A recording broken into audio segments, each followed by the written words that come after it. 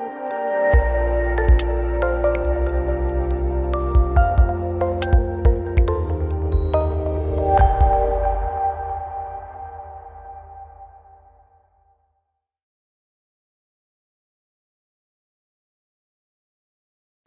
back to class.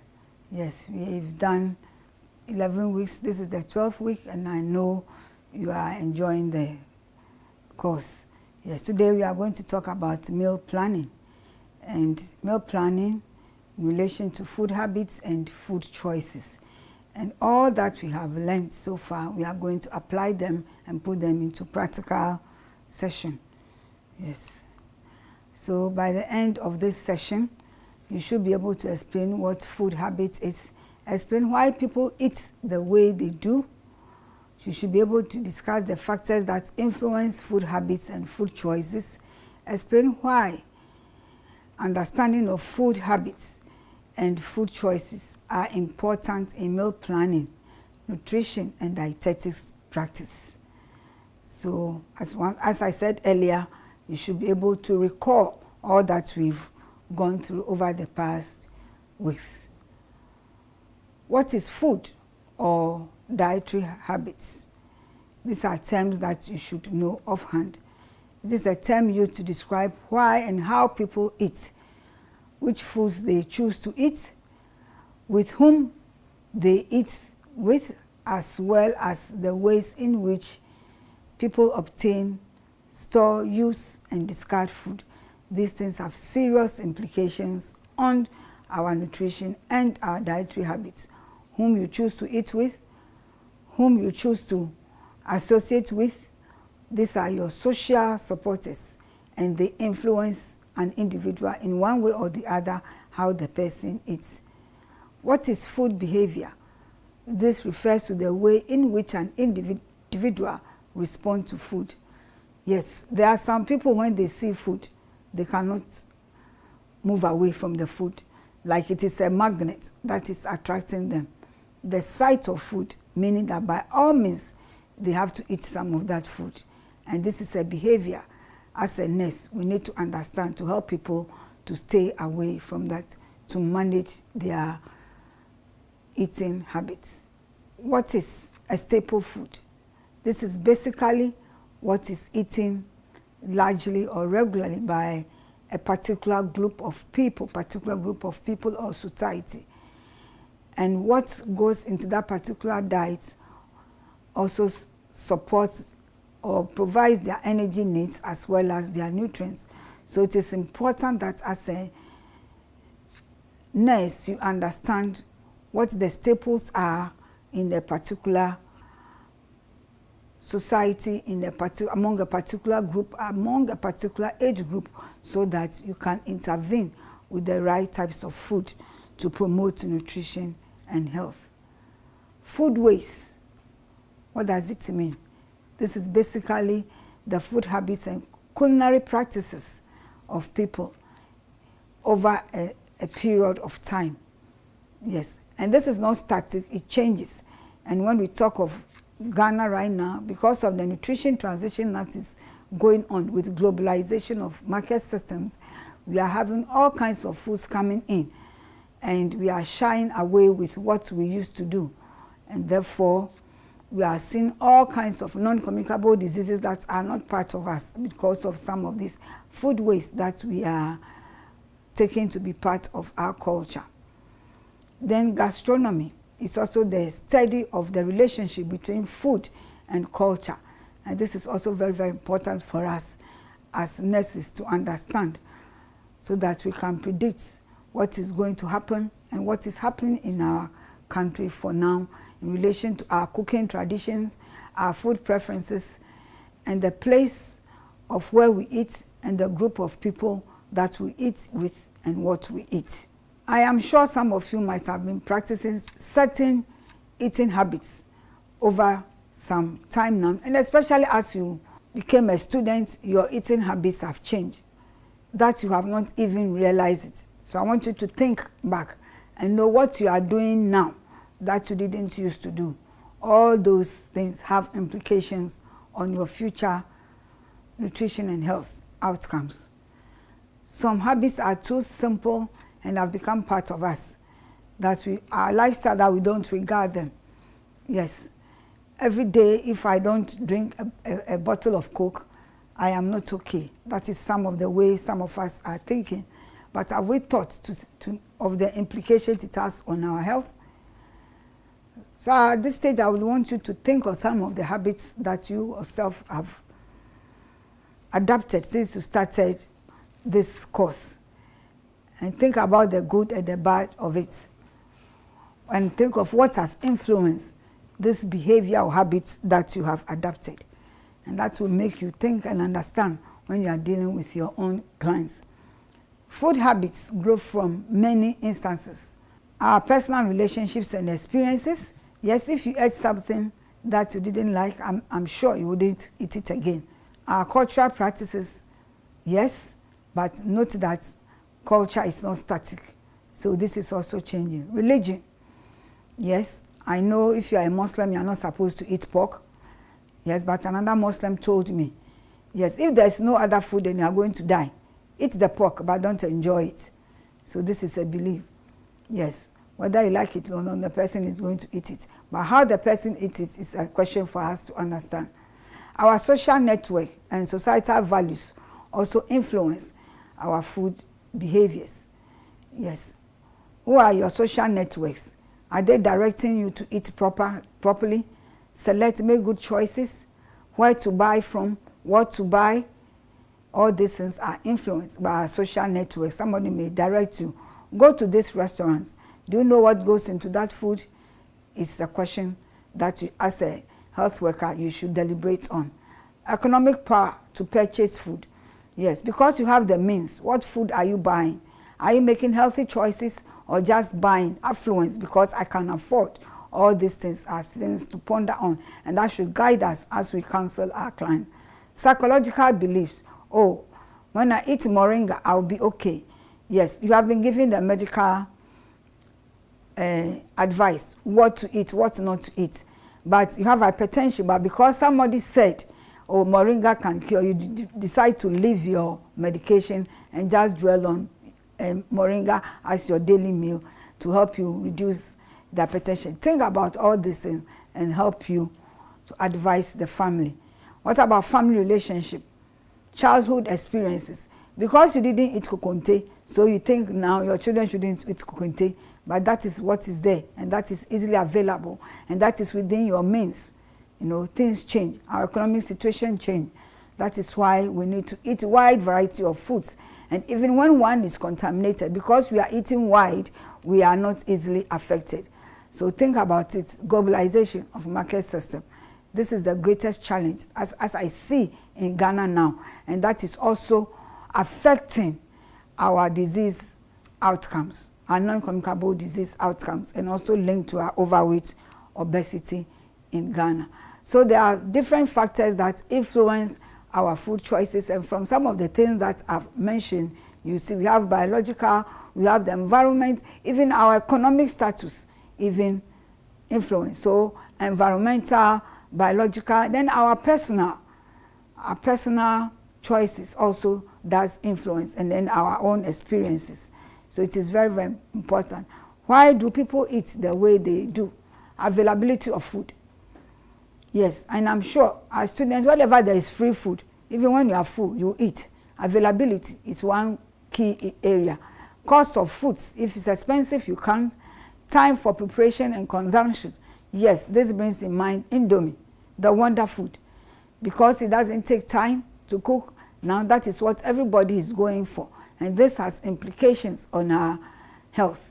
So we need to understand that. Time for preparation and consumption. What can be done about that? How do we help mothers? How do we help homemakers to manage their time so that foods will be appropriate nutritionally to meet their needs? Disability and infirmity, yes, can also influence what we have to eat. Personal likes and dislikes are also important. Food intolerance and allergy. Yes, anytime you drink milk, you run. So of course you wouldn't. So we need to understand some of these things, that these are areas or conditions that make people not eat a particular food, so that as health workers, we don't impose we don't impose. We need to understand the situation. Eating alone or in company with somebody can influence. I know some people, when they're in company, they may eat 2-3 balls of kinky without realizing it, because they are conversing, the socialization alone. But when they are alone, maybe they'll eat 1 kinky. So if you are managing somebody with overweight, as a health worker, what do you do? So understand that marketing pressure and advertisement, this dwells mostly on our children. Whatever they see on the telly, they want to eat. So it is up to us to advise mothers also to be very particular about this marketing pressure, even in our schools, our primary schools, our JSS. Yes, what are they selling there?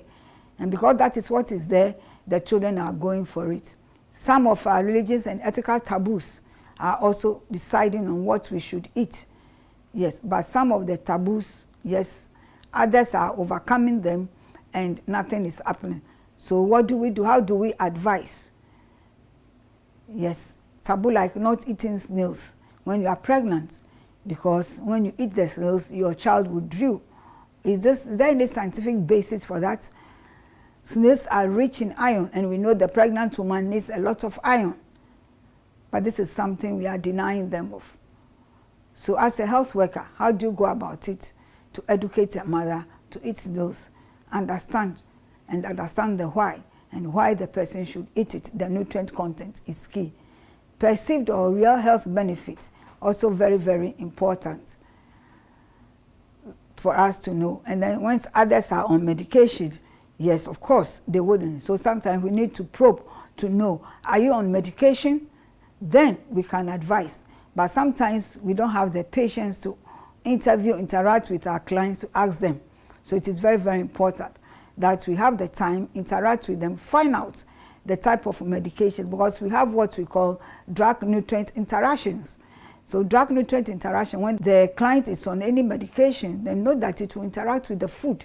So it is very, very important. Others will enhance with the food, whilst others will also inhibit. So we need to understand all these things. So eating habits and bad eating habits are something that we should also consider. What are some of the bad eating habits? Eating too quickly is also not good, because studies have shown when people tend to eat too quickly, they tend to eat more than what they should. So eating in the right atmosphere, in a relaxed manner, is what we should encourage, and avoid people from eating too quickly, eating on the run. And when that happens also, people tend to grab the wrong foods. So we need to educate people to eat in a relaxed manner. Yes, this is very, very important. Skipping meals, also not very good, because I know in the Ghanaian culture, when people skip meals, for example, skipping breakfast, then they will tell, because I didn't eat breakfast, I have to eat for 2 for lunch. And that is very bad. That is very bad.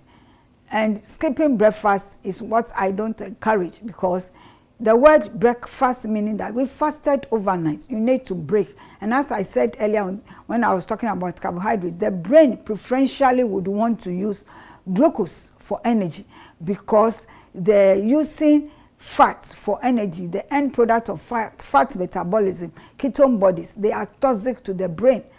So if we want to skip breakfast, at least we shouldn't do that. We should have something small, something minimal that can provide the brain with some glucose to start the day's work. And this is even very, very important for children who are going to school, that we don't give them anything to go to school. That is very wrong. And when it comes to breakfast, anything can be eaten for breakfast. It doesn't matter. If it is fufu that you had left over, it can be eaten. And pesi yam, pancakes can be eaten. Tea bread is the white man's thing. Never mind. Anything can be eaten for breakfast. It is just a question of the quantity. Small amount is okay. So a wide range of foods can be eaten, both animal and plant sources. One man's meat is another man's poison. That is what I always tell people. If you don't eat cockroaches, and I enjoyed my cockroaches well sauteed on a plate with some fried rice, why worry me? Food is anything solid or liquid that does not cause any harm to the body. So if somebody is eating tortoise, somebody is eating frogs, understand why they are eating and make sure that it is prepared right, but not to go and tell the person that don't eat it. It is not good food. No.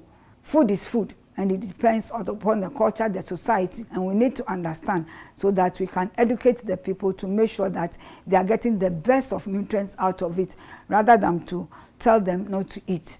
Yes. These are examples of foods that are eaten all over. Maggots, maggot cheese, parts of Italy. This is eating. So who am I, a nutrition, to say that they shouldn't eat it? They've been eating it over the years. Look at them. They are okay. They are well off. So we should understand. Rotten soybeans, parts of Asia, is eating. Yes. Just like here in Ghana, the cocoon from the palm tree is eating. Very nice, wonderful, rich in essential fatty acids, rich in protein, you know. So these are things that we shouldn't discourage. What else do we have? We have lizards. In Japan, how different is it from the rats that are eaten from here? So why should we look down upon somebody's food? We need not. White ant eggs, wonderful, Thailand. This is a delicacy. Yes, raw fish. Yes, as I said, we need to understand. The raw fish from Holland, Japan, and Norway. We need to understand some of these things. Sometimes the sanitation, we talk about food safety. Sometimes we have questions about some of these raw foods because of the infections that they contain. So we need to understand and advise, but not to condemn. Yes, worms, fried bamboo worms, wonderful. How different are they from our cocoon or the palm maggots or whatever they are called, you know? So we need to understand. Nicely sauteed, and if you are served with, I don't think you run away. That's like the frog legs. When you go to Oxford Street, you get the frog legs. It's like baby chicken. You wouldn't even notice it.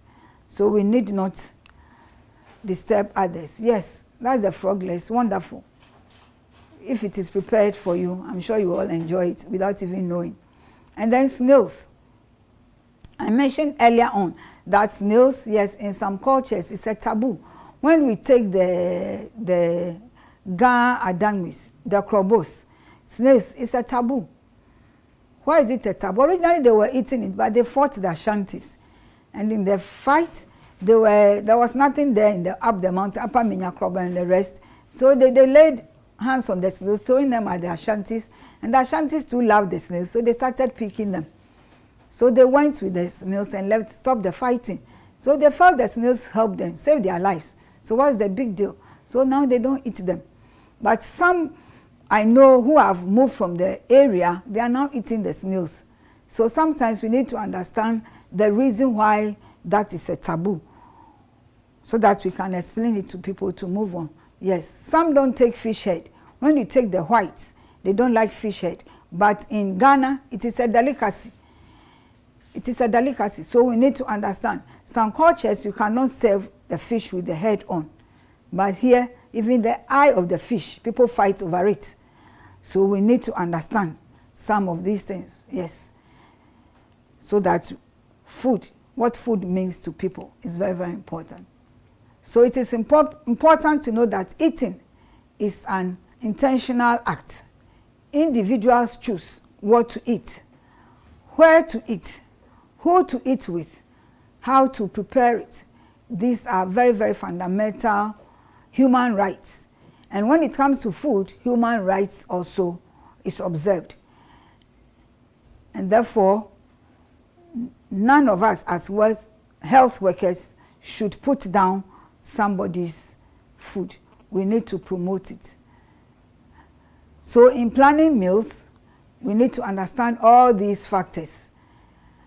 Nutrition is very, very important. Dietetics practice is important. And then the general health promotion aspect is key. And as a nurse, you need to understand all this and not to look down on any particular food. Any particular food. And also, some of you will go into the communities, our community health nurses. It is important that you understand. Even if you don't like the food, you collect it, put it in your bag and take it away and go and throw it away. But don't shun the people. Otherwise, your practice in the community will not go well with you. Yes, we should also consider quality and quantity. These are what we need to consider, and always refer to also to the safety aspect of it. Very, very important. So this is a summary of the factors that make people choose food and make their food habits. So it's a summary. This should always, once you look at this chart, try to picture it. And when I bombard you with the question, discuss the factors that influence food habits, you'll be able to answer them for me very well. Yes, this is a summary of it, and I know with this, you come out tops. We are almost done. We are almost done for the semester.